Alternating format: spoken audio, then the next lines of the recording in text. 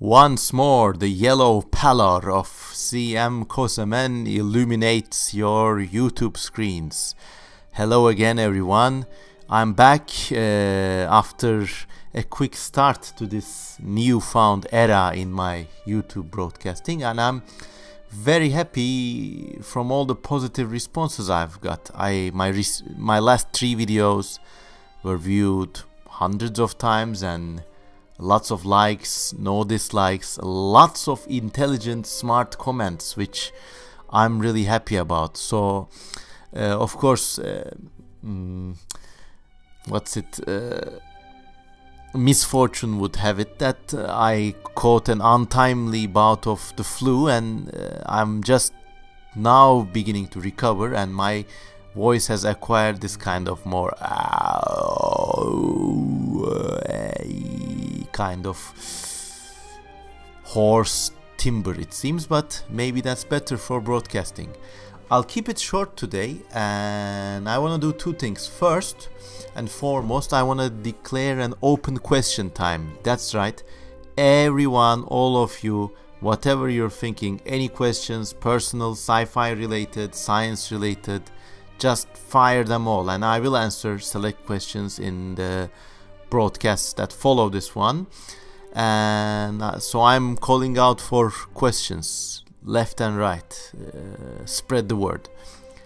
And second of all, I want to answer some of the comments I've received over the past week in a more conversational long form.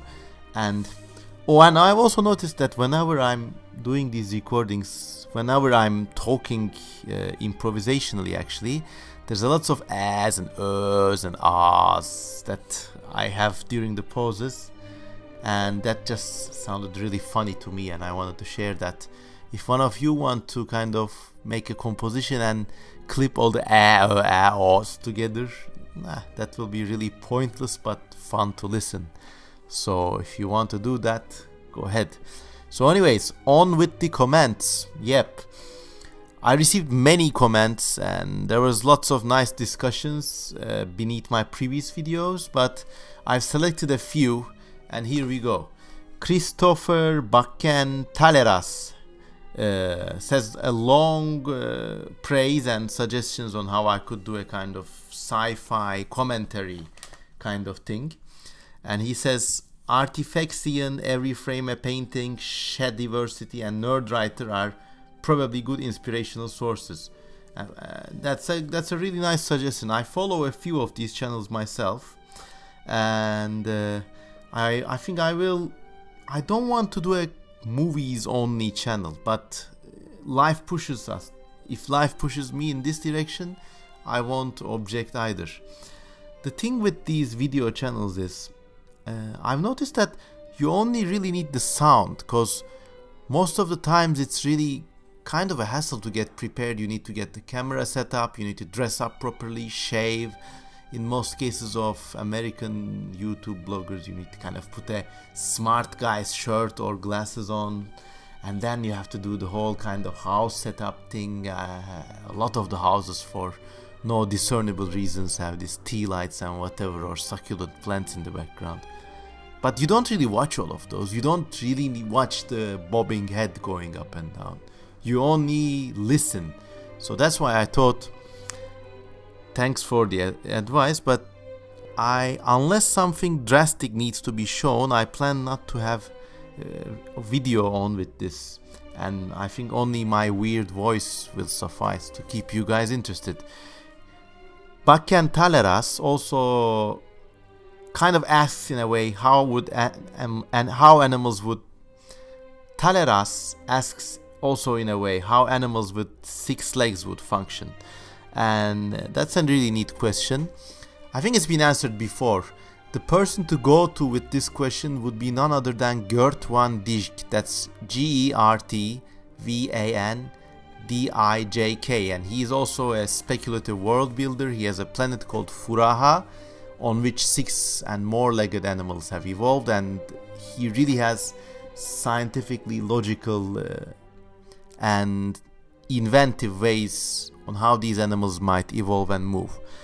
And he says Bakken Talaras, Christopher says rightfully that Avatar was kind of cutting corners by just duplicating the front legs. So it's like a rhinoceros type animal with two sets of arms, and that's basically that.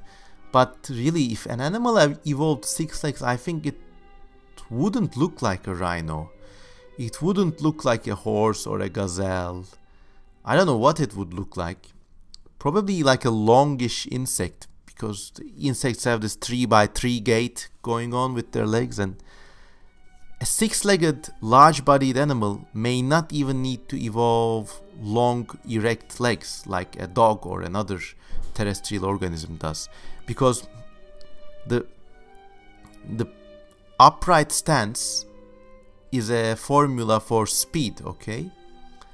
But if you have 6 of those, you could afford to spread them up and they wouldn't strain too hard under your weight, and so you're looking at a completely different body plan. I would imagine a 6-legged animal to look like kind of like an extremely elongated insect. If it's using all 6 legs to walk, it could have a really long body and maybe thus accommodate a gut that would be better at digesting plant food.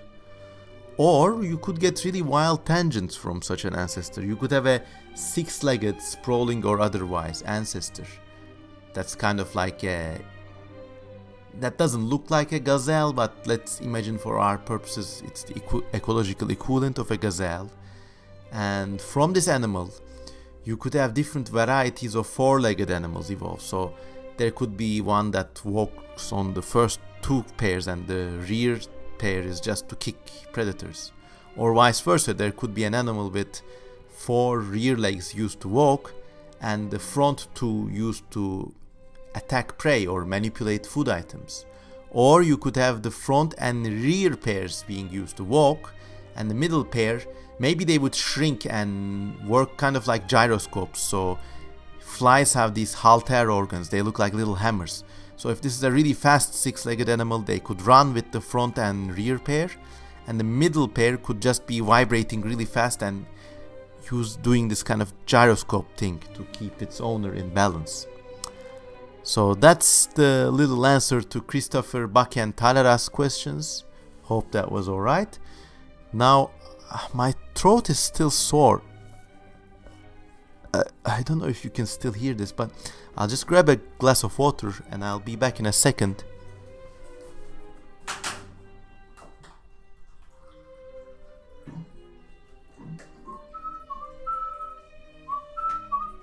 Okay, I'm back with some water. More questions. Marty Lofton says, "Hey Nemo, I'd like to hear about your hypothetical version of the people on a spaceship type of TV series. Would it be like Star Trek, Farscape, Babylon 5, Firefly and Battlestar Galactica, or something much different?" Okay, that's a really great question. It warrants an episode of its own actually. But the most appealing thing about these episodes, you could even count things like Scrubs or House in there. The most appealing thing is, or Homeland or whatever, the most appealing thing isn't what these people are doing on the ship, but it's the people themselves, their character dynamics, how they interact with one another, romances, obviously. I dare say that there's no difference between a space drama and, let's say, IT Crowd, that funny comedy series about IT workers in an office building, because their characters in a defined environment, be it the office or the spaceship, and they have a routine series of tasks that they do, and in this routine the character dramas develop. So once you have this skeleton down, you could modify the parameters to come up with the dream TV series of its own. Where are these characters? Are they in a kind of future setting or a parallel universe, or I don't know. There was one really awful series with this kind of migrants from the future settling an alternative past. So they have to deal with all sorts of dinosaurs and stuff. So that was a really neat premise, but it was ruined by the overall paucity of the series, I guess. And there was even a kind of the last ship or something in which some really kind of uptight characters are on a ship and the world has been overrun by zombies or something. So popular culture is replete with series like this. But if I had to choose, obviously I think Star Trek out of all of these has a place of its own. I actually am not a big watcher of Star Trek. I only know bits and pieces of it. But from those I can tell that the series is almost unique in TV history in having developed its own philosophy and kind of exploratory approach to life. I mean, almost a built-in religion, and a good one at that. So that's kind of unique. Obviously they're ruining it now, I think, in the latest series of movies, but hey, that's how Hollywood operates. But if I had to choose one series to make into a TV show, it would have to be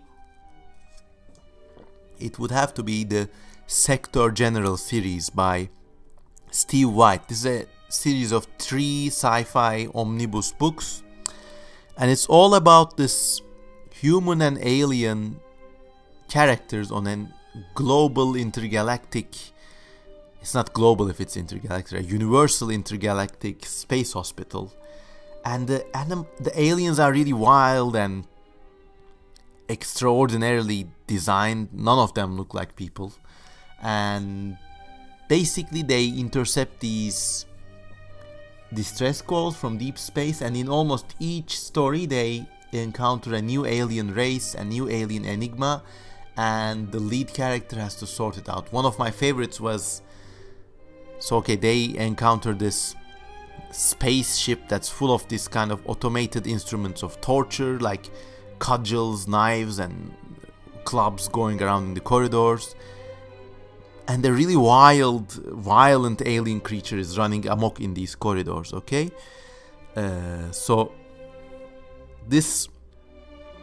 They rescue this creature and put it into a safe environment because it looks like the animal was being tortured. But in a safe environment, the alien begins to die. And it reveals that it's kind of pregnant. And nobody understands how this kind of weird spaceship has been made. They think are these kind of galactic sadists or whatever. So the lead character has the brilliant idea of putting the creature back to the torture chamber, actually. And there it kind of really comes back to life, fighting all these mechanical implements of torture. And it turns out that the violent creature is actually the larva form or the benevolent host of the intelligent species that actually built these ships. And they live on such a hyper accelerated death world kind of planet that it's full of different predators, and they need these wild creatures because that's obviously their first stage in life, so they can't bypass it. So in space they maintain it in these artificial torture chambers. So when I read that story, I was like, phew, wow, this is really good world building. Obviously some of the details are too mechanical for our current understanding of zoology, but still, it's really good world building, really well designed aliens, really actually well written characters. Sector General by James White. Go and buy it and read it, you won't be disappointed. If I had to make one people on a spaceship series, this would be it. It has some other nice details too, like there are these memory tapes that doctors have to learn or take, and basically they superimpose the intelligence of an alien doctor on their own in order to acquire their skills. And on one of the other stories, it was like they uncovered this giant spaceship full of these segments of this big sea worm type of alien, and they have to sew it back together, and at the end they become one unified group mind sea serpent creature, and they congratulate their savior, so on and so forth. Every story has a great new alien, and it's something that hasn't been taught before. So yeah, another really nice, well, people on a spaceship variety I've seen was actually a kids show, and it was called The Trapdoor. It was a British animated series, claymation and all that, and it's all about this one creature called Bert, a skull, and a like dog-like little thing, and then upstairs they live in this castle, and upstairs there's this kind of foreboding voice that commands them to do things. And there's a trapdoor, and in every episode the trapdoor opens and a new creature and a new monster comes out, and Bert, the skull, and the doggy have to deal with this somehow. And I think it was a kind of solid gold winning formula for me. Go look for The Trapdoor. It's an amazing series. I think it's on YouTube too. You won't be disappointed. The premise that there's this infinitely repeating den of unpredictable monsters. I think if I had to direct an imaginary spaceship people series, it would be something like this. So our characters would be on a station or a kind of underground tunnel or whatever, and I don't know, maybe each episode a new gate would open to a parallel universe, and they would have to deal with the creatures that come through it. A lot like the British TV series Primeval, in fact, but perhaps slightly more like Adventure Time or The Trapdoor. Heck, in fact, I don't need to come up with something new. All of these are great series. Read them, watch them. They're amazing.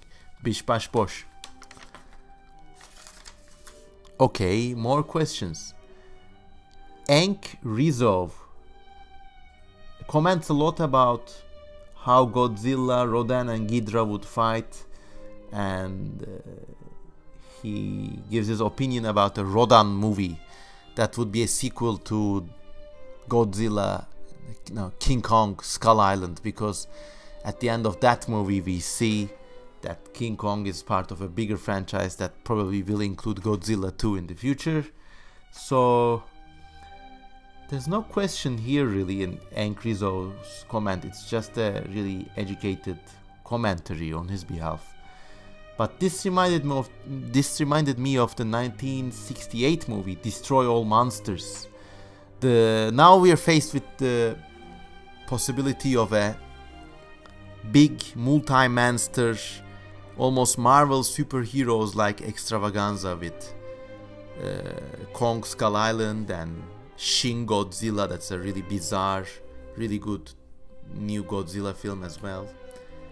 So maybe in the future they will all come together in something like the Destroy All Monsters film, which is a kind of mediocre spectacle. Basically, in 1968 they have all Godzilla monsters commanded by these space aliens, and they all have to fight against one monster which is so badass and whatever.